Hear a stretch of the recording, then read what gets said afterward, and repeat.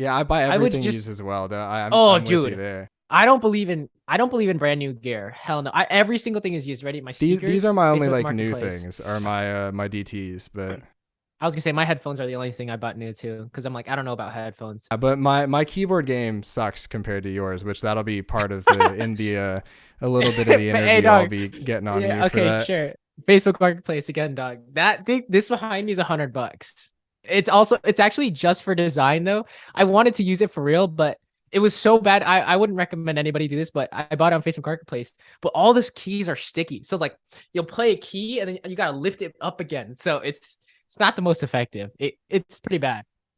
Love I it. have two Okay, recording sure. softwares going, one with my audio and my video, and one with your audio and your Wow. video.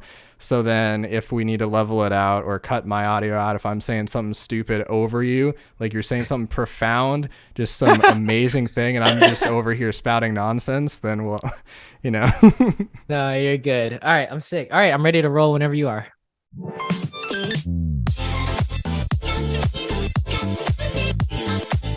So the general idea for this was a podcast idea I've sort of had since freshman year of college, because I went through 4 years of college.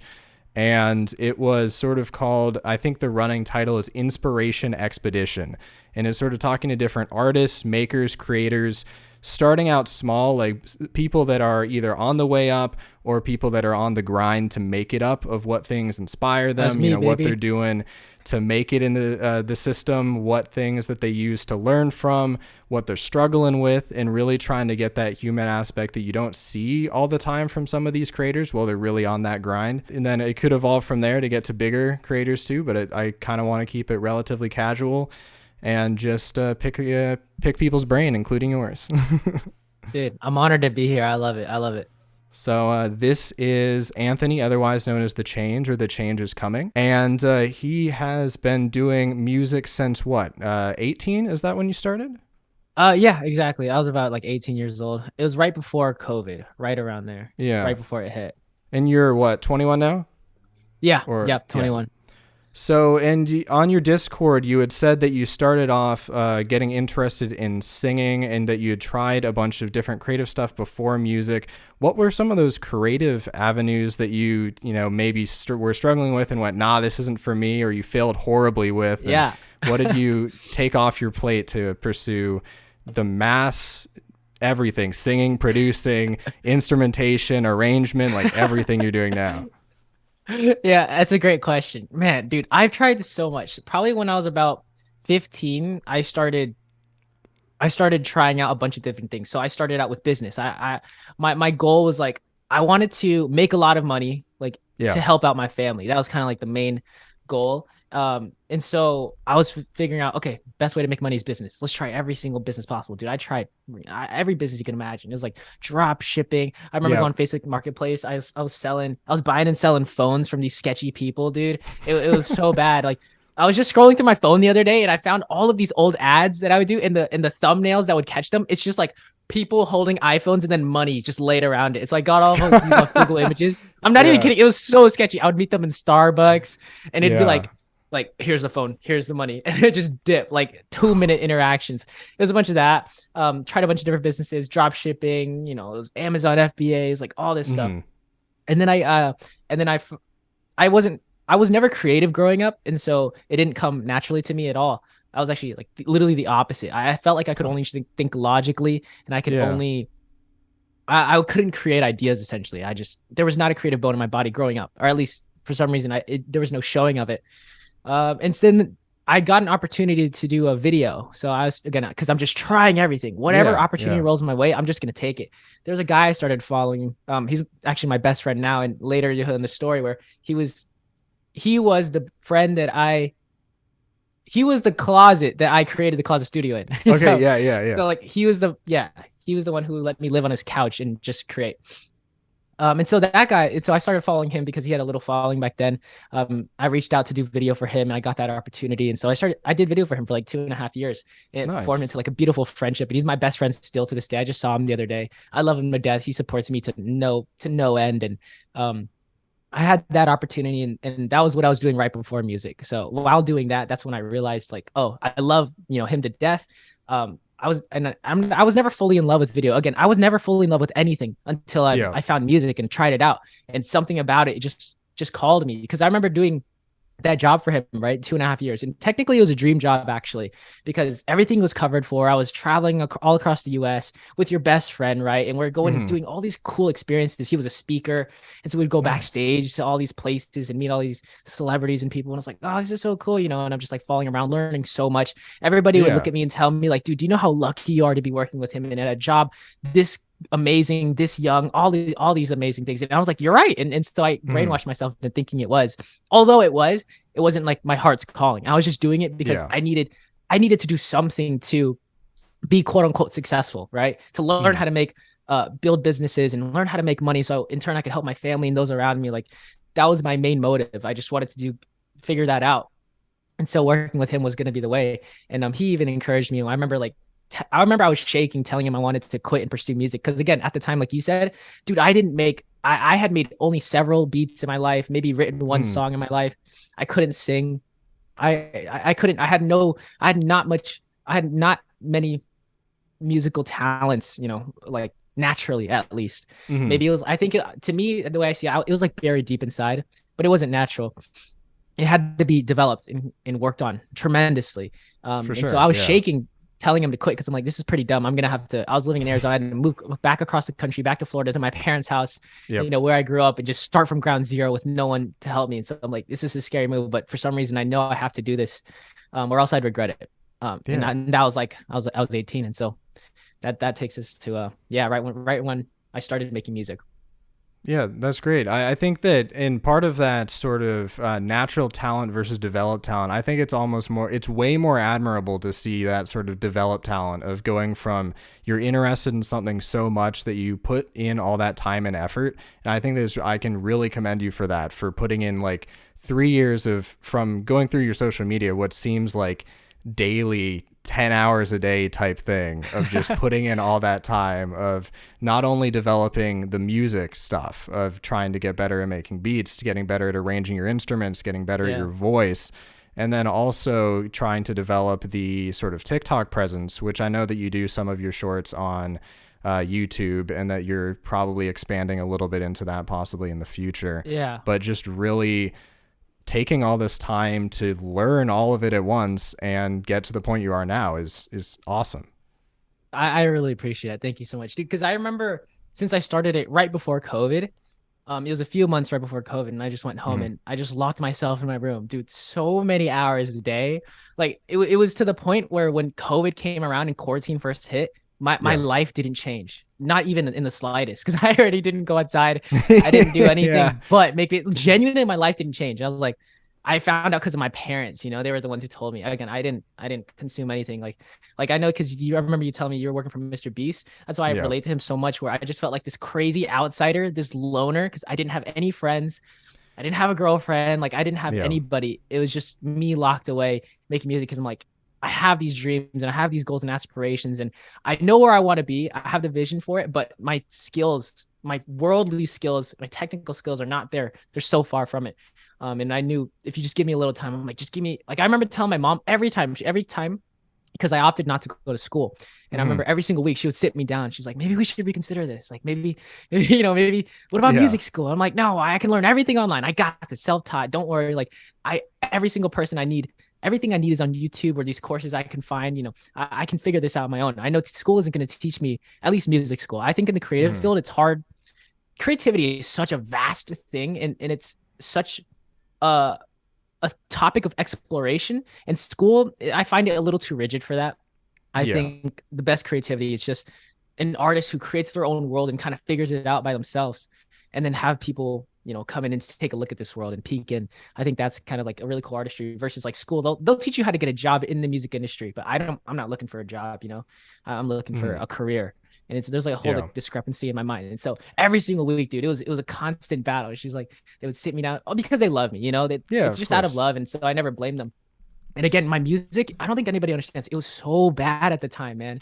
Like again, I couldn't sing. So I actually, for some reason, okay, I will say the only random natural talent I had, weirdly enough, was rapping. So that's why there's Okay. like there's a lot of raps in my songs because Yeah. for some reason, I remember one day I just tried I couldn't write a song and I couldn't sing a song because my voice was genuinely that bad. It was horrendous to listen back to. And so for some reason I wrote like a rap real quick. And then for some reason I had natural flow. And I was like, wait a sec. Wow, since when could I rap? Like this is so weird. And so for the first 6 months of my music career, I actually only rapped. That's it. It was pure Yeah. rap. And then after Yeah. rapping for like 6 months, that's when, making my own beats and then rapping. That's when I threw like a hook at the end. I'm like, maybe I can start teaching myself how to sing. And I just started practicing that too. But it was like slowly developed along. But yeah, I didn't have a voice at all. Yeah, that reminds me a lot of sort of the story that Ed Sheeran told. I forget which one of the Yeah. talk shows it was on. Dude, I think it was one of that the European talk shows. that funny you bring that up.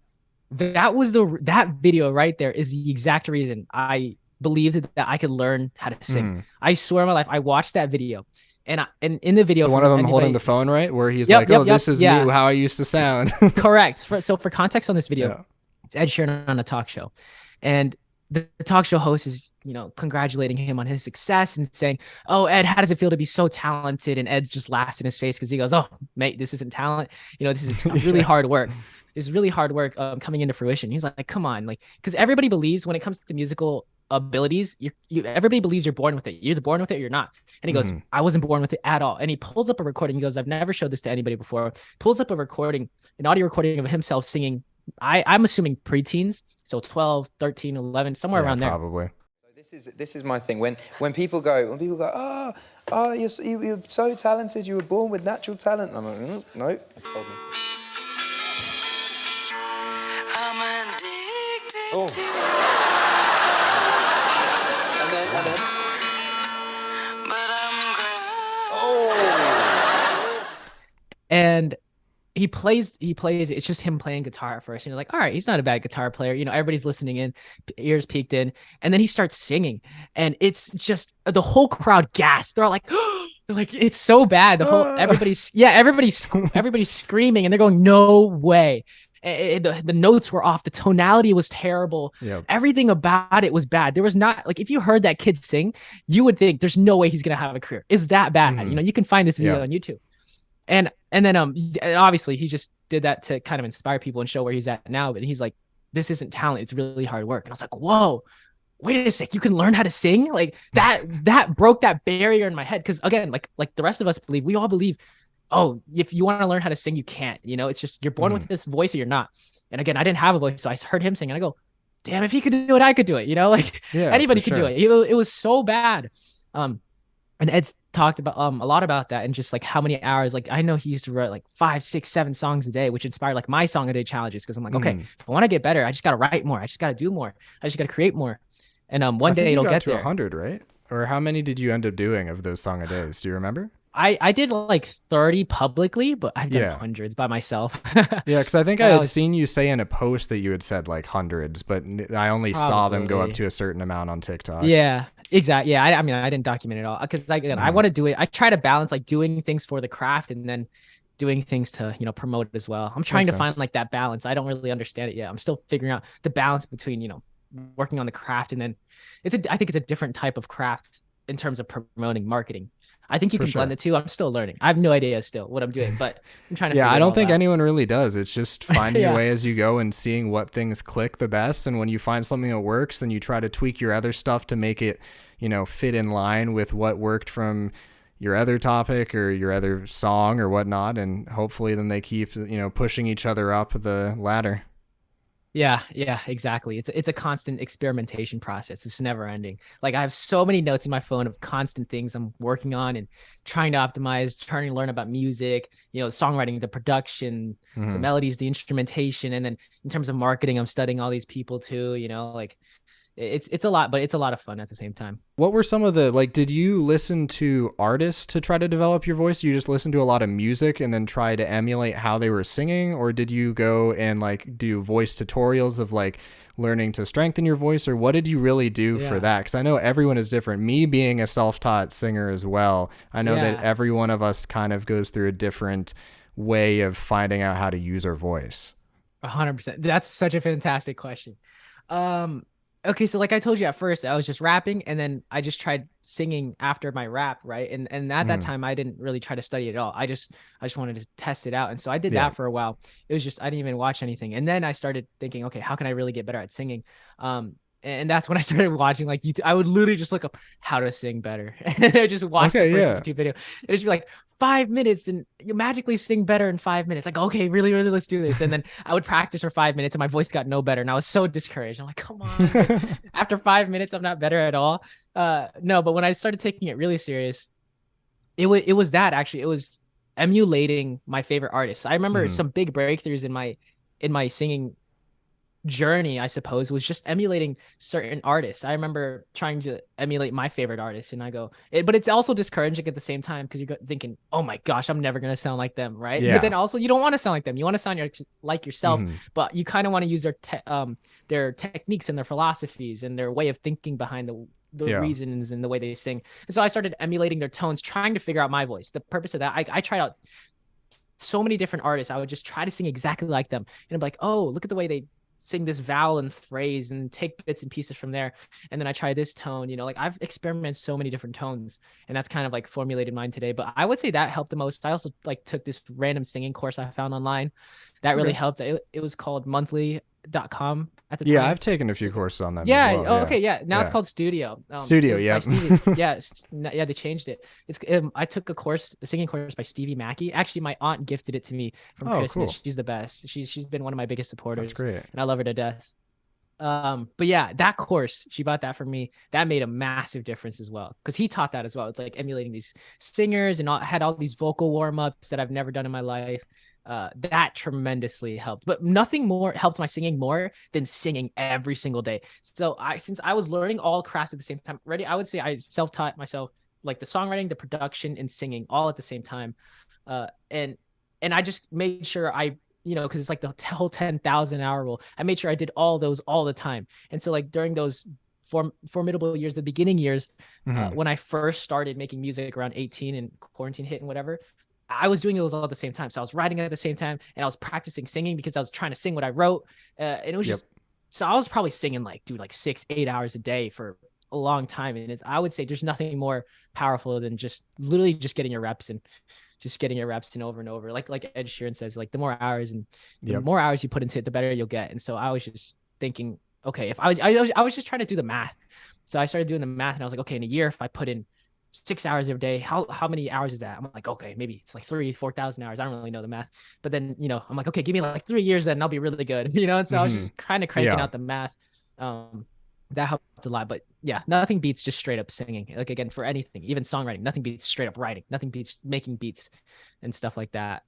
Yeah, the finding your sound with emulation is something that happens a lot in the guitar world, which is where I'm the most familiar with.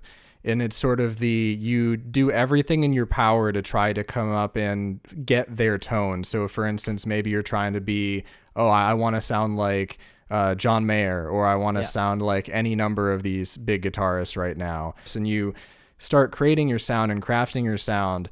And when you think you've got it, a lot of times you really don't. And then that sound is your sound, is a lot of times what people say in the guitar world. So I find that tends to happen with the singing too. And I think that might have happened a bit for you, of just that when you're emulating them, you find ways that your voice is similar to theirs. Then you can take those techniques, and then where they're not similar, you can take techniques from someone else. And then that's when you really get into yourself, I think. 100%. Yeah. Yeah. It's a lot of emulation. And yeah, like you said, it's just where you fall flat is kind of your biggest strength, because you're like, oh, I can't do this that they can do. It's like, but I can do this. It's like, That's cool. true. That makes you different. That makes you, and that's the whole goal, especially with music. You need that individuality. Now we're going to get into a little bit of a story. I don't know if you remember me bringing this up, but I originally found the Change TikTok because there was someone I followed on my Twitter timeline with like 10 followers made an anime AMV with your song Keep It on the Down Low. And it was I think, I don't remember what game it was, but it was like a 30-second thing using the song. And I was like, what is this song? What is this song? I spent so long looking for it. I think it took me like 4 or 5 days to find it. But then I ended up finding it on TikTok. And I was like, and I found it on Spotify, and at the time it was only in quotes, because it's still a lot for what you were at the time, 30,000 listens or something on Spotify. And I was like, there's no freaking way that this thing's at 30,000. And I had this thought in my head, because as we talked a little bit in the pre-show before really getting into it, since I do a lot of YouTube analysis and I like analyzing how different marketing tactics work, I was thinking, this seems a lot like what Lil Nas X was doing. Maybe this is going to blow up. Because I was thinking, I saw you doing a lot of these things that I never saw Lil Nas X's process, but I had heard that he had multiple TikTok accounts where he promoted his music and did videos, not the same, but that same sort of using your songs to create scenarios to get other people to relate with. And I was like, I think these have a good chance of doing well. And then I sort of fell off the grid for a few months with school and other things. And I come back and I'm like, wow, 300,000 listeners now per month. That's crazy. Like I was thinking it was going to work out.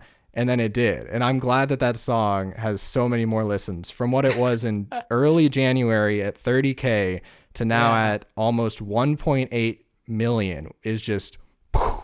I didn't even know the latest stat. That's actually nuts. Wow, that is so crazy. You found it early, and especially that whole story of how it was on a Twitter account from 10 followers. Social media blows my mind. Like, I'm still trying to wrap my head around it and try to figure it out.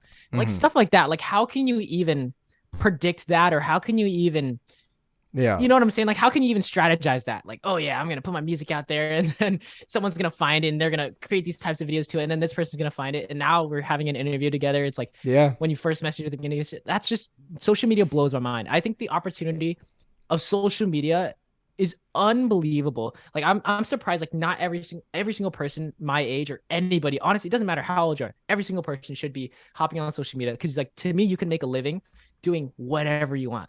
You can make a living doing what you love. And I think that's never been able to be done before besides social media. Like I could never have gotten my music out there before social media. And it's just, I'm so grateful for it. I think it's one of the best things. Yeah. I think it's one of the best and worst social media things. is awesome. I think it's one of the best, hold on, contradictory statement. It's one of the best and worst things that's ever happened to humanity. It's again, everything's a double-sided sword. But for me, if you use it, okay, I think if you're a creator, it's the best thing ever. If you're a consumer, it gets dangerous. So yeah, it's great for the creators until you get so big that it just, the toxicity sometimes that can come, which partly it's trying to garner that community, which I know a little bit later I'm going to get into that positive community and positive change that I know that you're trying to make. But yeah, it really depends on the community, and then just in general, you're always going to have the people that are out there hating for whatever reason or another. And the bigger you get, the more of that you just have to ignore and go, well, look at all these other awesome people that are out here supporting me. So yeah, 100%. It's the second you post on social media, you're opening yourself up to both sides, you know, good and bad. But again, that's kind of life. Life is always both. So let's look at some stats here. I pulled up your Instagram and your Spotify stats. I don't know if you remember them from your milestones too much, but you had hit your first 100K monthly listeners in April. On April 23rd was when you documented it. And then from April 23rd to May 9th, which is only like 2.5, 3 weeks, you went from 100K monthly listeners to 220K. So you nearly doubled in like 2.5 weeks. So that's crazy. You went from like a few thousand, or I think you went from like 10, 20,000 monthly listeners in January to then April at 100K, which already was crazy. And then in 2.5 weeks, you more than double that. And then since then, I think you're sitting at around like 300 and something thousand monthly listeners now, which is, again, that's September. And it's either way, those numbers are amazing. And the really funny thing with that is some of your songs and your monthly listeners are more than some like famous artists from like the 70s that I still listen to. So you're like outperforming them on Spotify. And it's just crazy how the streaming numbers work nowadays. And I was like, no, this is going somewhere. It really is. Man, that is mind blowing. That is, again, I don't pay attention too much to numbers. Yeah. But that's crazy. Yeah. It's best not to, because then you're always chasing yourself too much. And then you're worried about you're worried about the numbers more than you are about the craft, I would think. Exactly. And I'm a big all about the crafts type of person. And I really believe I believe if you have the right intentions and you put out great music and you put out great content, the fan base will form and people will listen. sure. You know, like I could have never predicted that my songs could have done numbers like this, especially again to anybody listening. Like this is, I think that's why I love it so much, because anybody can do it. Again, I made all those songs that blew up in a closet, on my living on my best friend's couch as an independent artist, distributed through DistroKid. You know what I'm saying? Fully produced, mixed, and mastered by myself. It's like, and I'm not saying that to like whatever, but I literally could care less. And also, nobody cares how you make it either. They just care about great music. And I'm just saying that it's like you have the opportunity to do whatever you want. I'm like, I'm so pumped that I got to do it, and it's just, I'm excited to continue doing it because it's such a blessing. I'm so grateful for it. It's changed my life in so many ways, and I don't even do that again. Yeah, I don't even know anybody either. Like, there's no connections. There's nothing. Oh, really? Yeah. I was that was one of the questions I was going to have. I was going to see if there were any other people that have helped you out, like just figure the things out, or if it was just literally just all the setting sail by yourself. Just dude, I would love a team. I would love people. I would love someone to work with on the music. I would love someone to work with on marketing. I would love some sort of business manager. Dude, I have literally none. Right now, none. And also nobody's reaching out either. And I don't really care. My philosophy is be so good they can't ignore you. I think that's a book I read one time, but I live by that. It's like, I don't care. Like, sure, my numbers are whatever, right? But I believe, I mean, apparently to me, it's like still, it's still not good enough for labels and stuff to reach out. And I'm like, all right, that's fine. I'll just get better. You know, I'm not going to be hateful towards it. I'm just like, okay, maybe it's not there yet. And I have a lot of room to grow, and I'm aware of that. And so I'm like, all right, I'll just keep on making stuff until it's something that's so good nobody can ignore, where the music is so good no one can ignore it, and the fan base is so strong the way I cultivated it. And I still need a lot of time to figure this out, because I don't know what I'm doing. I'm not ready for the big leagues yet. I think if you give me, my prediction is like 2 or 3 more projects, like full albums and whatnot, then I'll be ready for like the big leagues. I feel myself as like in the little leagues right now. Like I'm just hitting the little T-ball off, you know, I'm just trying to get my feet running. I'm trying to figure out how to do this on like a small scale. And then once I figure it out here, I think I'll be ready for the big leagues, and I can figure all that out later. But I'm having fun, just trying to learn it all. But yeah, again, there's nobody, dude. I wish. Hopefully soon. Fingers crossed. Again, like I believe in building something so great that people just want to be a part of it. So I think the more I build, you know, people will just find me. People will reach out. But as of now, nobody's helped me with anything. Besides my best friend, shout out to Caleb, you know, who let me live on his couch and let me create these songs in his closet. Awesome. Besides that, like, again, there's nothing. Yeah, some of the other numbers, you went from 1 to 4,000 followers on Instagram in January, so you quadrupled it there. Wow. And then you went from 4 to 40,000 from then to now. So then you 10 timesed it in the last 9 months. So that's insane. Crazy. And then in May, My Home was at 600,000. It was less than Keep It on the Down Low, which was at 700K, which granted had gone from the 20K or so, 30K in early January to the 700. And then in September, they went from 600K and 700K to the 4.8 and 1.5 million, which is like some of my favorite John Mayer songs are at 10 million listens. And you're getting like, that's the funny thing is, even though you are in that sort of infancy of creating music, like your early stuff can still have such an impact that it's doing this well. Like with My Home just being so impactful and so many people feeling that deep connection to it. It's just crazy how even you feeling in this infancy, and granted, yeah, it's like your first project basically, but it can still have such an impact just because of all the passion you pour into it. That's crazy. Thank you so much for that. And thanks for thanks for helping me sound super cool to all the listeners. you know, way cooler than I actually am. Like the reality, it's like I'm living in my parents' house, like sleeping on a bed. It's to my left right here. Like it's on the ground. My mom's so pissed at me that I don't have room for a bed frame. I'm like, nah, Mom, this is perfect. I need all the room for these instruments, you know? But I appreciate that a lot. It's a wild ride. Trust me, I'm in the same boat. Despite this this pallet wood, because this is pallet wood, by the way. Despite this pallet wood wall, I'm in my parents as well. So don't worry. Let's go. Dude, saving on my philosophy again, because I always told people, and I always told myself, I believed when you're in music, you have to do it for the music, and you have to do it because you love it. Because you're not going to make much money from it. If ever you're going to make money from it. Oh my gosh. You know, it's like, it's one of the hardest careers out there. That's why my parents were so worried, and everybody around me. It's because, well, first off, again, I had no musical bone really. And so Yeah. it was a big gamble. But then on top of that, you just look at the stats straight up. There's 40,000 songs being released a day on Spotify. You know, there's millions of artists across the world trying to make a living off of it. And then you hear of all these stories that people never do it. And so it's so rare, and it's incredibly difficult. And so I'm just, again, and I always believe, like, you're gonna be rich as a musician, or you're gonna be poor, you know. Yeah. And so, Yeah. and I'm living in that poor stage, and I also don't really care because I do it for the music. It's like, Yeah, for sure. again, I don't care. I don't crave it or want or desire lavish lifestyle. I just want to make great music, put it out there, play some shows, and connect with people and do some good in the world. It's like, it's not more complex than that. But I definitely, dude, cutting cost whenever you can is the biggest plus as a musician. It's like, Yeah. I'll live in my parents' house all day. I don't care. You know, I'll live on my friend's couch all day. I don't care. If I can make music and get by, like, I'm happy, and I can make music, like, I'm good to go.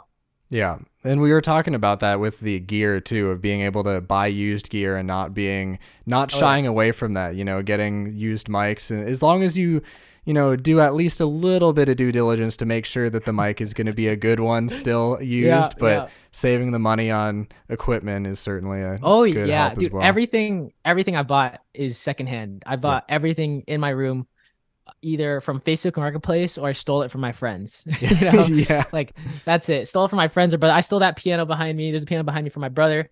There's this piano I got for $100 off Facebook Marketplace. The keys are so sticky. I don't even use it anymore because you play it and then it gets stuck and you got to lift it up and you got to keep going back. Terrible. I wouldn't recommend it. I would invest in something a little bit better. Hey Nord, you should sponsor and send one of the Nord Stage 3 pianos Anthony's way. One day, hopefully, dude. I'll made it, right, quote unquote, if I could afford one of those pianos. That's like, that is unreal how much those pianos are, but they're beautiful and they're amazing, and I love them. But again, the keyboard I made, the keyboard in front of me, it's like, it's like a launch key. Again, it was like $100, 150. Yep. The keyboard I had in the closet. So in the closet, I was very limited. I didn't even have a full size keyboard. It was literally this big, one of those 24 keys or whatever they're called. I don't like even know an how big it Alesis is. or something. Yeah, literally this big. Made the whole record on there. Made the whole EP, closet EP. Made my home. You know, made all that stuff like on a tiny little thing. I played strings on that thing, man. Everything. You don't you don't need anything. I think that's what's so exciting about access to all this stuff. It's really cheap. I think all you really need are great ideas and great songs and you know, great energy and great content. And I think it could go somewhere. But it's really cool that technology brought down the barrier of entry. You know, anybody with a good idea can just get it out there. Especially with TikTok and all these algorithms. If you put something good, like people will find you. You know, if you really, as long as you're consistent. Oh, 100%. Consistency is so key. I think I posted for months before like any video on TikTok took off. Like again, just a couple hundred. Like, it was just my family watching, tons. Like I posted every single day too, dude. I didn't know what to do. I was just trying to figure it out. But did you have a certain time? Do you have a time nowadays that you prefer, or days of the week that seem to do better than other days of the week? Oh, dude, I have no idea. I wish I knew. I wish I knew. I just post every single day. That's it. Okay. I post every single day. Do you do multiple times, or do you just do one a day? I used to do multiple times, but right now I'm in like huge like album mode, and so I'm just posting one a day and just focusing on the artistry. But in my peak marketing times, then I'll do like 2 or 3 a day. But did you find any issues with that? Because I found that TikTok sometimes would almost like floor videos and make them do worse if you did like a bunch all at once. So is there some like time period that you'd space them out? Because I don't know if doing daily versus, let's say, doing 3 or 4 in a day, if there's some difference between it that you might have like off chance noticed. No direct stats or anything. Honestly, I'm not really sure. I've always just been a big proponent. Like, I do believe in the algorithm and whatnot, but I also believe it doesn't matter if you're putting up great content. You know, if you're putting up a piece of content, it's like, this deserves 1 million views. When you just know it's the song is there, the content's there, you know, it's entertaining, the marketing's good, the hooks are great, and you put that up consistently, like, it's gonna work, you know, regardless of algorithm and how many times you post a day. Because like, algorithm is audience. It's not algorithm, it's audience. So I mean, you're really right there. It's what people, if you have the quality, people will be interested, because, you know, that's something that people get conflated on YouTube too, is they always think algorithm, but it's audience, not algorithm. And that's what one of the things Mr. Beast tries to push a lot, is think of it as your audience, don't think of it as the algorithm. Yeah. So. Exactly. And I remember studying the algorithm a little bit. I'm not sure if it's still this way and how it works really, but I think they send it out to like a test batch where you get like 100 or 200 views, right? Mm-hmm. And then out of those, they kind of see, okay, how long did the people watch for? Are they even engaged? Did they comment? Did they like? Did they share? They analyze all these analytics for this first batch of like 100, 200, 300 views. And if it does well, they'll push it to the next. They'll send it to a couple thousand. They'll send it to 1,000, 5,000, 10,000. If it passes that batch, they'll send it to the next. You know, so I'm like, they're always showing it in front of people. That's what I'm saying. I'm like, they're gonna show it to a couple hundred people regardless. No matter how many followers you have, everybody has an equal opportunity on TikTok specifically. That's not all platforms. Which is a great thing about TikTok. Yeah. And I think Instagram Reels, because it's a similar algorithm. So they show it to people regardless. So if you make it something where it's a good song and people stop and they're like, whoa, they listen, you know, and it works with that batch of audience, it's going to work with the big batches. So I think if you just put out a really great song and some really good content, again, you'll be good. I think it's simpler than most people think. I think it's hard to execute, but I think it's simple in philosophy, as I think most things are. Yeah. Break down your bedroom studio. Like, what gear did you use? Because I know most of it was all very, very humble gear, especially on the speakers. So, oh, dude. I mean, on the closet. Yeah, the closet one. I don't know if I said closet or not. But anyway. Yeah. No, so yeah, the closet, I think it's all pictured. That's why I love that picture. It's one of my favorite photos I've ever taken, in the Closet Studio EP cover. Yeah. It's the exact closet I made it in. And it was just my laptop. It was like a MacBook that my brother got me years ago. So I love him to death for that. And then again, it was a tiny MIDI keyboard, $100. I think it's a launch key. And then a microphone. Again, it's like $200 microphone. It's not much. It's, again, bought used, everything like that. And then what were the speakers? Dude, that might be it. I couldn't really tell. Oh, the speakers are okay. Here's my the speakers are hysterical. This is why. The speakers are Rockets. I got for $100. They were like cream colored though. I thought Rockets were there's like silver. It was a cheaper edition. Okay. It's because here's why. Nobody wanted this colorway, because it's like a silver. It's not the cool black and yellow. It's typical Rocket G5s or whatever. I don't even know what they're called. But here's the thing. I don't have a proper listening environment. So I purely played it. I purely had them just to show my friends the music. So, you know, that was it. Dude, I never checked a single mix on there. I never checked a single master. Dude, when I mixed and mastered my home, it was on my headphones, and I didn't check it on any other. I didn't check it on anywhere else. Not even in the car? No speakers. Dude, I had no car. Your friends' cars, because I mean, there's the videos of you like showing them on TikTok and stuff. I wanted to put it out so fast, and they worked so much. I should have, in hindsight. I didn't even check the mix of my home in a car. That's embarrassing to say. It turned out well. Thank God. I'm glad you say that. Because dude, I saw 2 videos of it being played at weddings. I'm like, dude, I didn't even check the mix anywhere but my phone and my headphones. Like, that was it. Because I didn't have the time. Yeah. I didn't have my friends worked so much. They're workaholics, and I love them to death. You know, they're so good at what they do. And I didn't even have time to check it there. They were always on the go, and I didn't have a car. And that was it. But I wish I did. I wish I did, but again, it's because my philosophy is, I believe if you have a great song, it's so hard to screw it up. It's really hard. Even with a bad mix on a great song, it's still a great song. It doesn't take away from it. But you take a bad song, give it a great mix, it's still a bad song. And so I believe in song first. Like, song overrides all of that. That's why, dude, I'm not a technical person. Like, I've had conversations with some people that wanted me to produce for them and whatever. And they're like, so how much do you know about this audio stuff, the technicalities? I'm like, I'm not gonna lie, absolutely nothing. I have a vision in my head and I can get there. I'm pressing a bunch of buttons and turning a bunch of dials and knobs. I don't know what they do. Dude, I still don't know how a compressor works. It's embarrassing. I have no clue. Yeah. Absolutely none. Dude, you couldn't even attack release. I have no idea, bro. Ratio, I don't even know what that is, man. I went to school for this and I don't remember half the time. But because there's too much to focus on when you're a small independent artist. There's so many things you can get overwhelmed by. So I just kept telling myself, if I make a great song, it doesn't matter. I've seen songs that on TikTok blow up from iPhone audio recorded on GarageBand. Amazing. You know, they sound great. And I'm like, dude, nothing can ruin a good song. Nothing can ruin a great song. And once I taught myself that and told myself that, dude, it lifted this huge weight off my shoulders, because I was going, I'm going to need 5 years minimum of technical audio experience to make it sound radio ready. All this stuff. And to be frankly honest, like, nobody cares. Yeah. No, I found out nobody cares how you make your music. Nobody cares if you have 10 writers on it, if you have one writer, if you produce Nope. it yourself, if you don't. You know what I'm saying? I purely do it for the craft and I love it. But nobody cares that I make it myself. And I'm sure like only the real fans care, but most people could care less. It's all about a great song. They don't care how you get there, you know?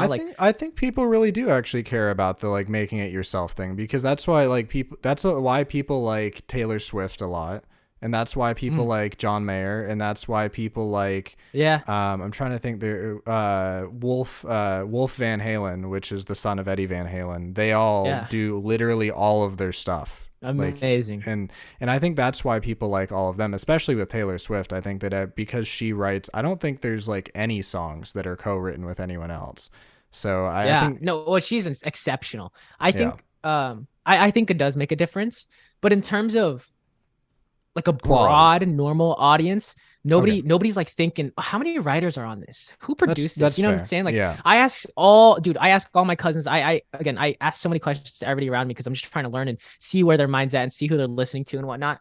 Like I remember I went to a concert with I went to a concert with some friends and whatever. I'm like, do you even know who produces? Like nobody cares. Nobody has any idea, you know? Nobody has any clue. And it doesn't really matter. I think I'm not saying it doesn't matter, but I'm saying like all they care about is a great song. They don't care how you get there necessarily, you know? But I do think it makes a difference when you're a raving fan and you really understand, or especially, you know, since we're musicians and we're artists, like we care about the behind the scenes. Most people don't. That makes sense. Yeah, but I just do it for the craft. I love it. But again, to the real people that know and dig into it, it makes it way more interesting. You know, those are my favorite artists. They're all the ones that produce themselves, they're all the ones that write themselves, because I love that. But also, I'm like, it doesn't take away from other people that don't do that, you know, where they have all these writers and stuff. I'm like, it's still a great song. I don't really care. It's just that's who I look up to. It just changes my perception of them, I suppose, but it doesn't change the perception of the song. It's a little different, but yeah. Makes sense. Yeah, now we're going to do a few just fun questions before we get, or just quick questions before we get into some of the other ones. One, there on one of the recent photos on your Instagram with the new bedroom studio, there was a brand of sparkling water on the table, I think. And I'm curious, what brand of sparkling water were you drinking, if you remember? First off, great question. I love it. Dude, I live by sparkling water because I wouldn't say I'm healthy, but I do terribly with sugar. And so I can't do soda and I can't do sweets mainly and stuff. It just ruins me. I get sugar crashes. Like I get so hyper and then crash. And so, you know, I take out that vice on sparkling water. I think that was Waterloo. Funny enough, I think I just cleaned up. And so, dude, I had just 4 empty cans laying on my table. Waterloo, big fan of LaCroix, big fan of It might have been a Bubbly. LaCroix. I think it was like an orange one. It might have been. I'm not sure. All those brands. I think it was Waterloo. That was it. But I'm a fan of it all, dude. Great value sparkling water. I don't really care. Any sparkling water, give it to me, dude. But also, I heard it's not really good for your voice, and so I try to do tea a lot too because of, like the carbonation. You know, it's not really. You'll like burp mid singing. So I stick to tea a lot too. That's just for fun. Is there a favorite tea you have? A hot tea, cold tea? Hot tea. Dude, whatever my parents have in the pantry, I have no idea. Not bad. I'll grab whatever tea bag they got. And what are the current speakers you're using? Are they the Yamahas? Like the YSH? Yep. 8s? Yamaha HS5s. Oh, HS5. Not the 8s. Those are massive. I got the HS5s used Facebook Marketplace, baby. It was like half off, you know? Like, it's the best. I live on Facebook Marketplace. Dude, there was a bad phase I had. I checked it every day. It was like I was spending hours on it just scrolling. Like I still do, honestly. It's so fun to get a good deal. Facebook. Yeah, dude, wait, what is it? What camera? Well, I have 2 because I was using a Canon M50, but the M50 doesn't have clean HDMI output. And so then you have to set it to manual focus and remove all of the stuff, and then it still has this like focus box on it, but then it also only records for 30 minutes at a time when it's plugged in. Like it resets itself because it's operating off the viewfinder. Dude, so it's so annoying. So now I have a Canon M200 coming, which is the cheaper version of the M50, except it has clean output and doesn't have auto time off, which doesn't make any sense, but that'll be what is my camera. Dude, that's so funny. So when I used to be a videographer, I used to film speeches, and so they're like an hour long, and the worst thing would happen is because I would be filming the speech, right? And then 30 minutes in, it just cuts itself. I'm like, why does Yeah. it do this? I have to like hit record again immediately, but then I would miss a couple words and it would just stress me out so badly. So that 30-minute timer sucks. And I was using a Sony, and I don't know why they do that. And it's the worst ever, but yeah, that's great. Yeah, it's there's a lot of nuances to cameras. I know a lot about the technical stuff. Not as much their software, but I know so many things you probably wouldn't care to know about cameras. I love it. That's most of the things that I like is I know way too much information about the stupid things. No, dude, I think it all makes a difference. Like I think it does. I remember there's this story from Steve Jobs where he when he was really young, I believe his dad was a carpenter of some sorts and and was into woodworking. Hopefully I don't get the story wrong, but this is what I remember hearing. And his dad was working on this dresser, and he was working on the back of the dresser specifically for hours. He was spending so much time on the back of it, making sure it looked all good. And Steve was just sitting there. He's like, "What are you doing that for, Dad? When you're going to put it on the back wall and no one's ever going to see it?" And all his dad has said is like, "Because I know it's there and I love it." And it means something to me. He's like, "I don't care." He's like, "I'm not doing this for anybody else. I'm doing this for me." And so he's just designing it and just puts it on the back wall for nobody ever to see it. I'm like, that's interesting. And I like that because I think the small details do matter, even if people, again, don't see it. For example, in music production and in music, I do so many things that people probably won't even hear, but my philosophy is that they can feel it. I add these ambient textures in the background, like all this rain noise or like a certain environment, add little sounds here and here that people honestly probably won't hear. But I think they're going to feel it. And I think it makes a difference. And you add all these little components together, I think it makes a big difference after a little thing here, a little thing here, a little thing there. I think it makes a big difference. Now, what do you remember, like a specific song or a specific artist that was what really got you motivated during the COVID time? Because I know you mentioned currently RM from BTS as an inspiration, but what was like the song that you heard that really got you motivated, or an album, or what sort of pushed you that direction? Yeah, that's a great question, dude. First of all, I mean, I love BTS. They have impacted me so much as an artist, especially just because of how I've always aimed. Okay, I always realized there's so many ways to be quote unquote successful in this world and to gain a lot of influence. Like, dude, on social media, it's not impressive to me. Like, that's why I don't really care about numbers. To me, it's not impressive if you have followers, right? Because, dude, everybody can get followers. Like, if you study it for long enough and you put out enough videos and you try it hard enough, I mean, dude, everyone and their mom has like 1 million followers on Instagram and TikTok. Like, it's not hard to me, right? And so I'm like, if everybody can get all of this influence, and I always thought if I had influence, like, how would I want to influence people? I see all these people, whatever, they have all this influence, but they're not influencing in the ways that are necessarily good, in my opinion. And so I'm like, what's the point of having a platform if you don't do good with said platform? And so I've always wanted to do that. And so what I love about BTS is that not only are they massive, not only are they huge and have an unbelievable influence on culture, is that they push a great message. They talk big on mental health and depression and anxiety and all these things that people experience. And I'm like, that to me is admirable. Like, I think it's easy to make a cheesy pop, a song, and have it be listened to. Dude, I could write 1 million of those back to back a day. Like, I could make 1 million other My Homes, right? But that doesn't interest me. I want to make it if it feels authentic, if it feels real to me, if it feels honest, and if it feels true. That's interesting to me, versus just cranking it out just to have a hit, quote unquote hit song. I really want to, especially on this next project. That's why a lot of my songs, I want to dive deeper into that and stick with people during those times where it's like you feel so alone and stuff. It's because I go through that. I'm just relaying my own experience, and so I've always wanted to do that. I admire like BTS incredibly for doing something like that. Another big artist for me is like John Bellion. I'm such a big John Bellion fan. I've consumed every interview, every piece of content, like everything from him. Probably hundreds of, so many thousands of hours listening to his music. Yeah, so many people, but those two are really big to me for sure right now. That's great. Yeah.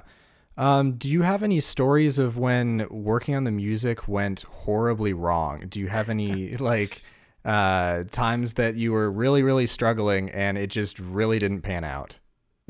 First off, I love these questions, dude. They're amazing. I really appreciate them. Dude, so many. I'm in the next couple of I mean, from here on out, honestly, I'm gonna take, YouTube content a lot more seriously, and just content in general. Dude, I remember thinking, not that I had the confidence of that I was gonna be great, but I knew if you gave me enough time with my level of obsession, right, that I was just clocking in and the amount of hours, I'm like, by sheer math, I will be great at someday. Not today, not tomorrow, not a year, 2 years, 5 years, 10 years, maybe. It's gonna be a while, right? But someday I'll be good at what I do. And so I knew that. So it wasn't even confidence. That was like pure math. I will be good someday, I'm like, there's no way if I put 10,000 hours into something and I'm constantly optimizing, I'm constantly trying to get better. I'm like, there's no way I'm not going to get better. Right. And so I remember filming these videos, dude, deep in the trenches, man. Oh, dude, I'm going to put them out someday. I have a lot of videos. I'm literally laying on my floor. I'm just like, am I ever gonna make it? And this is coming from like a real place too. I'm just like, dude, there's no chance. Like, again, these are at the times where I had no singing voice. My productions were terrible. My writing was awful. I didn't play my music for anybody for 2 years because I was maybe like a year. Well, it was a long time. I didn't play for my own family. My mom and dad never heard it. They could hear me like making music, but they always asked. I'm like, I'm not showing you nothing. Heck no. Like, I'm not ready for that. So, like, the only people that heard my music from the beginning was my brother, my best friend Caleb, and my aunt, who's like a second mom to me. She's incredible, Cece. And besides that, I didn't show anyone, not even my own parents. Yeah. I was so deathly scared of it and it was also that bad. So yes, there are countless videos and times I'm literally laying on my floor, fetal position and everything. I'm like, dude, there's this road ahead is so big. It's so vast and it's so scary. And I might genuinely never even make it. But I'm like, maybe in 5 years, maybe in 10 years. I also kept telling myself, since the power of social media, I kept telling myself, like, I'm just one song away from my whole life changing. One video can change it all. Because I saw it repeatedly. I'm just in the dark studying all these people. Coincidentally, it's getting really dark because of this hurricane coming in, right? But I'm just, I was just in the dark studying all these people and watching TikTok come about and watching these people blow up. One video changes their life. Dream manager reaches out. 5 labels reach out. Record deal. All this stuff. I'm like, dude, one video is all it took. Like, all right, one video is all I need. One song is all I need. Let's do this. Come on. Every single time I would post, I'm like, this could be the one. Wake up to 100 views. Next day, how about this one? Like, every day I was like, this could be it. It never happened for months and months and months. And honestly, like even like a year to like anything actually happened. But so many times, dude. Even now still, because like, sure, I have like a little footing and I have a small thing going on, but it's, to me, again, it's still not really enough to live off of and not really enough to have any sort of influence and whatnot. But so many times. The question that I probably should have asked before this one, it's a little bit out of order, but no, dude, run it. Let's go. I love it. But I was curious, since your name is The Change and the change is coming, and you talked about being so like motivated by BTS and their mental health outreach and bringing good change to the world. What are the changes that you're trying to make? And then how do you think you're going to make those changes, like going forward? Thank you so much for the question. That's great. I touched upon it before, where I always thought if I was going to make music, I wanted it to not just be surface level music, just club bangers, like, where it's just catchy melodically. Pitbull. Although, again, I love that music. I'm not taking any hits against it. I personally love it. I still listen to it. I will always listen to it.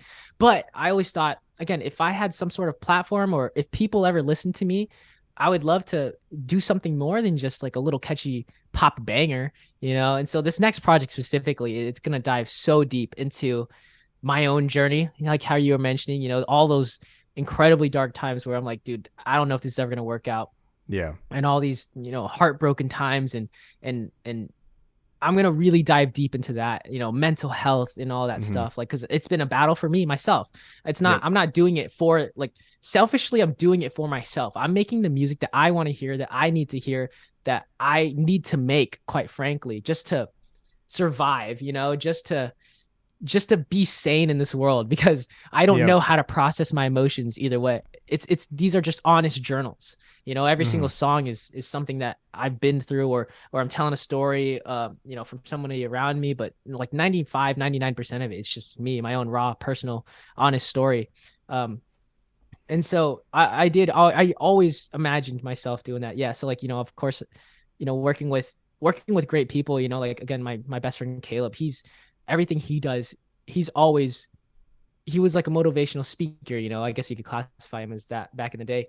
And so just being around that message, I'm like, he has a platform and he's speaking so well, and he saved kids from suicide and stuff. And I want to do that, and in the future, hopefully I can open up, charities and whatnot and all that stuff. Like that excites me, doing good for the world excites me. It's like, again, I don't like, no matter how quote unquote successful and wealthy I become, I never imagine myself like lavishly spending out on all these things. Like I just don't desire it. I'm like, I'd rather just use my money to, I don't know, help people around me, help out my own family, help out friends, help out whoever needs it, like that excites me more than whatever, designer clothes and whatnot. Like dude, if you ever see me with like designer clothes, like just rip it off, dude. Like I'm going down the wrong path. Like again, it's never interested me in the slightest bit.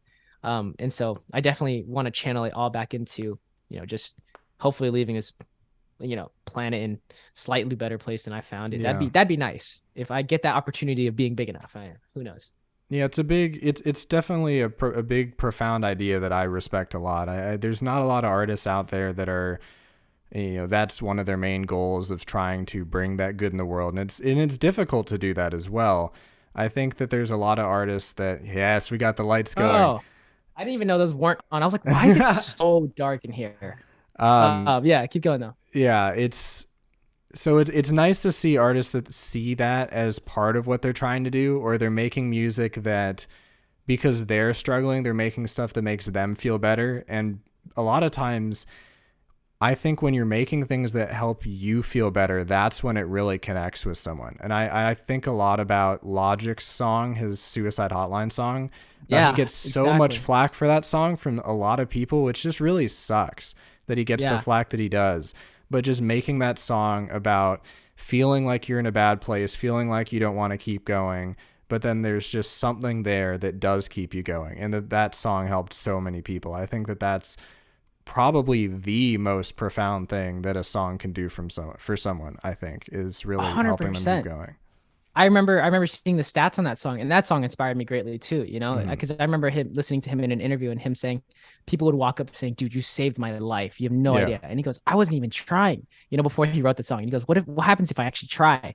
And so that's when he made the song. And dude, I remember hearing about the statistics on the suicide hotline skyrocket, like biggest day ever, like it made a profound impact. And I think, again, if you have the opportunity of millions of people listening to you, it just excites me to be like, wow, like let's like slightly push them towards something good versus doing nothing with it or doing something not good with it. That doesn't feel right to me. That doesn't sit right with me. But yeah, I definitely I love Logic. Big fan of his as well. Yeah. And I think we're getting into some of the last ones here. So as someone that has the humble beginnings with inexpensive speakers, a pair of Audio-Technica M50s, I assume they could be M40s, but I think they're M50s. Yeah, they're 50s. And making music essentially in a bookshelf in a closet, how would you rank your most important gear for spending money on for starting out making music? What parts are most important in that process? I love the way you phrased it. That's so funny. It pretty much was. It was, dude, there wasn't even room for a mouse. So I was just, and check this, not even room for your wrist to rest on. It was a fun time. I actually thoroughly enjoy it. I miss it. Like I didn't see it as quote unquote struggle times. Like it was fun, dude. I would make music every day there, and my friend would come home from working, and then I just play it for him, and we just go bananas, and we just hang out. Like it was a fun time, But in terms of gear, I've always been a big believer in that gear doesn't even matter at all. Again, is there one that matters the most? Just if you have to, is it the mic? Is it the headphones? Like what is the one thing that you think makes the most difference if someone has to like choose one thing that they want to splurge on? Maybe they have a birthday and they're like, Mom, get me one thing. Like what is the one thing? I'm trying to think. And it can still be inexpensive, but just like which thing do you think matters the most? I know this is such a terrible answer. It's just like genuinely all those are kind of like equal in my opinion because nothing outweighs the song. Like again, because I'm telling you, I've listened to so many records that were recorded on a phone, dude. Phone audio. Like I think maybe even Kanye's album was on an iPhone voice memo. It's like you have no idea. Like these are so powerful. The phone is such a good mic. the phone is now such a good DAW, like And a audio good workstation. camera, like it's Such a good camera, everything. dude. I'm not even kidding. Like you can make everything on a phone. This But is my phone right now because I don't have my normal looks camera. So amazing. It looks amazing. And so like yeah, I say that because gear holds people back so much. And it held me yeah, back too. I thought I had to work and save up thousands of dollars for an exquisite setup, and you can make it off of nothing. And I've seen tens of millions of streams, hundreds of millions off of a phone. yeah, So I'm not a big believer in gear at all. I think again, as you saw, like you need minimally. Like again, I just had a yeah, mic. I mean, if you need one thing, like just get a mic. That's it. But again, I'm like, yeah, why do you even need a mic if you have a phone? yeah. Like Or get a you don't small even need clip-on it. mic for the phone. Yeah. Yeah. But yeah. Where do you get or make the images for your album covers? Because I know, like with Keep It on the Download, that was just a picture of you in front of the mirror, but some of the other ones, Yeah. like My Home, seem to be a lot different than that. So I'm curious what you did for that art for those, how you made those Yeah. choices, and maybe where you got them from Yeah. or Dude, created them. I always struggled visually. I think Hmm. I'm really good auditorily. I don't even know if that's a word, you know. But I've always struggled visually. And so again, I do no, I have no money whatsoever, and so I'm just trying to. I started googling just royalty free images on Google, man. Oh, Like okay. it's nothing more special than that. You know, I couldn't afford somebody to design and create something. The only thing I hired somebody for was the Change album cover. Like that was like, okay, I have a couple I hundred remember bucks to that. spend. Like Yeah.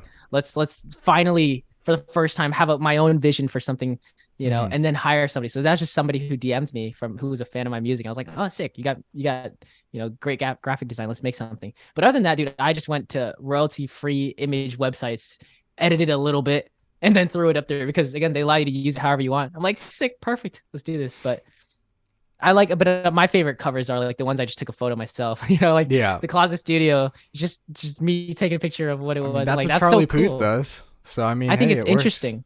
And I really believe in like, especially in social media, since everything's so dressed up and everything's a highlight reel. I'm a big believer in just raw authenticity and just raw Yeah. realness because it's so rare these days, you know, where people are just showing their spaces as it is. You know, Hmm. like I wasn't afraid. I'm like, dude, yeah, I'm making it in the closet. It's fun. Like, let's go, you know? What would be what channels, playlists, or what insider tips would you say are the best for using your YouTube University, as you put it on your Instagram? What things would you say Love it. are the best to check out for someone trying to get better as a beginner, intermediate, or even someone more advanced wanting to look around? Yeah, dude, YouTube University is by far the best university I've ever been to. Like, even though I haven't been to one, it is unparalleled what you can learn on YouTube. You're getting straight master classes because there are interviews from the best of the best on Hmm. YouTube. You're getting to sit in with them on a writing session, or whatever. Like, it's unbelievable what you have in there. You know, all these live streams and whatnot. I would say, I don't know. To me, I learned the most from also another huge influence is Jacob Collier. Yeah, And thank you. I was gonna bring yeah, that up, but I dude, forgot. dude, Gosh. I love Jacob Collier because I bring that up because one of the biggest YouTube things that I binged over and over and I learned so much from was he has Logic Pro Logic music production sessions. tutorials. Those Logic Yeah, sessions changed my life, dude. crazy. Watching him work in it and his philosophies behind music. Jacob Collier to me is one of the best artists of our generation, you know, and I it's think he is by far the most crazy artist of the yes. generation. Like he can Yes. do so many things So good. so He's so well. good. I'm the biggest Jacob Collier fan. Yeah. I love him to death. But I've learned so much from him in terms of songwriting. I think his philosophies behind music are the most sound as well. Like he really views it as just a pure, you know, expression of himself. And he's just, you know, a vessel and he's channeling it and he's all about human emotions. Like I love him to death, not only for his music, but as a human. That's important to me, you know, Hmm. as a fellow artist. Like I have to love their music, but then I have to love them as a human. And I think he Yeah. encapsulates all the best qualities possible. I love him to death. I've learned so much from him. I've learned a lot from Kenny Beats. He has Kenny so many Beats. Yeah. tutorials out there. He has a lot of tutorials out there. I he's incredible. But honestly, to me, it was just literally looking up on YouTube exactly what I was looking for at the time. So I think you can get caught up really easily in watching way too much, like overconsumption of material. Again, I think nothing beats you just creating, even if it's really Hmm. bad music for a really long time. Nothing beats that because you're Yeah. human and you're gonna evolve and you're gonna grow no matter what. You really stay stagnant. It's not really part of being human. You're always changing and evolving. And so as soon as like I'm creating something and then I'll run into a roadblock, then I'll look that up on YouTube. I'm like, how do I do this? Blah, blah, blah. Then how do I layer my vocals? Boom, look that up, learn that, immediately apply it. And then that was the way I learned the best. And so it was just troubleshooting my own problems. That's the best way versus just like constantly studying, because I've done that a lot. I'll just waste my whole day watching tutorials and then I'll forget it all. And then I've learned nothing technically, you know? Yeah. Yeah. What is a band or artist that you feel the generation today doesn't appreciate enough? Wow. Jacob Collier, dude, Yeah. he is appreciated, but he's still all underground. He's like 1.5 million monthly listeners, which is like dirt compared to how good he is, in my opinion. Yeah. Like his biggest song is like 30 mil. I'm like, that's not right to me. You know, like it should be far bigger. I think he's grossly underrated. I think the only people that appreciate him are like other musicians and artists, but general public doesn't understand and they don't care. I think he's so very complex. underrated. He has so much to his music that makes it a little bit difficult for the casual listener. I mean, even like some of my favorite ones are like Moon River, which I think was on Jesse volume. I forget if that was which volume that was on, but just having like 30 layers. Moon River, than a mile. It's so sick. It just amazing. I love him so much. I saw him in concert when he came to Florida. It genuinely changed my life, dude. It genuinely changed my life. Like I have voice recordings of it and it's just chills the whole way throughout. Like the way he conducts the energy of the room and the way he's just always stepping into the unknown, you know, in his show, he would do a live rendition of a cover of a song live, and he'll just make it up on the spot. And just all new melodies, all new arrangement. And you're going on the journey with him. Like he's never done this before. It's a song he's never played before every single night. And so he brings the audience into his world into that way. And it's unbelievable. And then he'll turn the audience into a 5-part harmony. And it's like, you've never heard something like that in your life before. And it's genuinely life changing. Just hearing 3,000 people in a 5-part harmony, and it's so angelic and it's so beautiful when he's conducting it. Awesome. He's changing it, you know. It's so good. I think he's still underrated. As a songwriter, producer, and musician, is there a certain feeling or connection that you get to other artists that's different than maybe a relationship with another person that you've had? Wow, that's a great question. I think so, because there are so many. The struggles of an artist are very particular to an artist. It's difficult for people to understand unless you are a fellow artist yourself. For example, I don't know, just every part about it, you know, the fact that you love it and then sometimes you just hate it. You know, there's some parts that are so tedious in the process of music making. Staring at a blank wall for hours, you know, like that's something very few people do. And it's like, you're just stuck here. You're like, okay, I have this song. I'm trying to write the next lyric. Nothing. You have no idea. So many things like that. You know, again, the fact that you don't make it, quote unquote, and make money for years and years and years. Like it's a different type of struggle that most people go through. And also artists typically, since they feel more than the average human, there's just a reason why they make art and the reason why it comes out so good, but they feel so much greater, you know? And I feel like a lot of people don't understand me, and I can relate to like very few people, you know. That's why like my circle is so small. I don't have that many friends. I'm with you there. And also like this obsessiveness about music as well. I have like every time any friends or family ask me, it's like, what are you up to today? I'm like, music. It's the same answer every time. And it's like, it's boring to most people. It's like, oh, what are you doing? Music. It's boring to everybody. And I'm like, this is all I do every day. It's just like this level of obsession is like very few do it as well. It's like, you just feel like an outcast. You feel like an outsider. And you just lock yourself away and you just do this day in and day out. And you just pray to God it works. And so, yeah, it feels lonely a lot. You know, I wish I hung out with friends more and whatnot and all that, but then like and then also like the calling to art, where art just like calls you at random places at any time. It's like you're in the middle of a shower and you have an idea, you got to run out and capture it, and you just got to work on it, you know. When it like just these random spurts, I don't know, there's so much to it where when you listen to another artist, you're like, oh, they get it, you know, especially when you hear a good lyric or a good melody that just encapsulates how you feel, like they understand you. But then also I feel like, you know, everybody can feel that too, you know, when they're listening as an audience member and they're like, wow, this artist gets me. It's exactly what I was thinking. This is exactly what I'm going through. I'm like, that's the goal as an artist too, since I want to feel it so much that I can encapsulate into the song, and then they can feel it too, and they don't have to understand music at all, but they can just feel it. They listen to like, whoa, this is me in a song, you know. And then that's like the greatest compliment in a record. If it's like, wow, that's exactly how I feel, I did my job. If somebody says that. And now I think we're going to go with our final question here.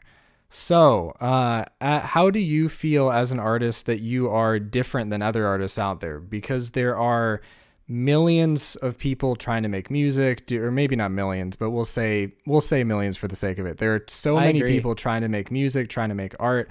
What really, to you, thinks sets you apart from other artists? Maybe with what you're doing, how you approach things, or the goals that you have. And you can take as It's much time as you really, need for that. I appreciate that. Thank you.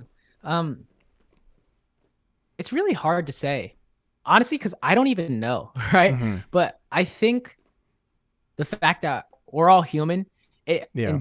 we're all innately different since the fact Yep. that we're human, like the way we just look differently from one another. I think by default, if you are the best version of yourself, the if you are truly authentically you and no other BS version of yourself, you by default will create uniqueness in your art and in your music and in your content. And so I think it's just a constant journey and trying to find myself really and trying to find that best version of myself and then just expressing it unfiltered, across all platforms. I think it's a work in progress, but I think me doing that innately makes me unique because that's me just showing how human I am. And but Yeah. then innately, since we're all human, like it's crazy that every single 7 billion people on the planet, they look differently.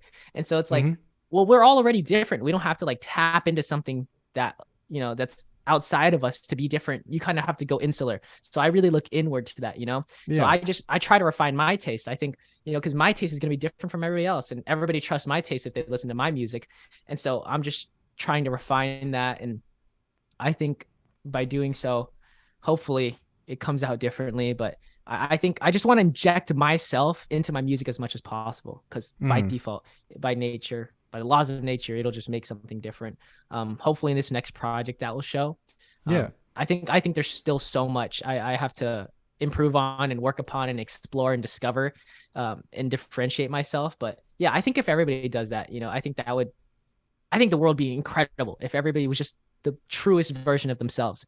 For sure. Not some filtered version that when they walk outside, like again, I do that too. So I'm speaking for myself, honestly. Everything I say, I just tell myself. Yeah. It's really difficult to be yourself. Mm-hmm. Unbelievably difficult, even harder within music. And so every day it's a constant battle. I'm trying to learn how to do that and express that through my art and through my platforms and whatnot. But yeah, I'm working on that. But I think the more I do that, the more unique, I suppose, it becomes. Because again, we all are unique. Yeah. I think that's great. And thank you very much, Anthony, for coming on to what we are dubbing the Inspiration Expedition. All of your links will obviously be down below. I know my influence isn't that huge into getting you any new audience, but I know all of my friends will check it out and whoever Beautiful. comes about. So we'll make sure that the Spotify's down there, the Apple Music's down there, the TikTok's down there, the Instagram's down there. Anything that we can get down there will be down there. And you're welcome to add anything else you want to add too.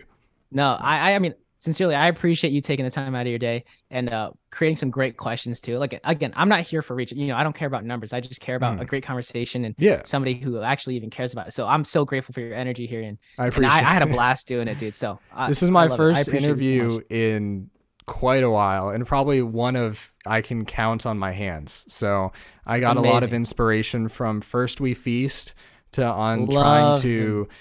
trying to take what you do in your research and get questions that hopefully will connect to the person that you're talking to and really try to understand them to see what will bring out good stories from them. So hopefully I did a good job, and we'll see how that goes. No, dude, you killed it. You crushed it. I'm grateful for this.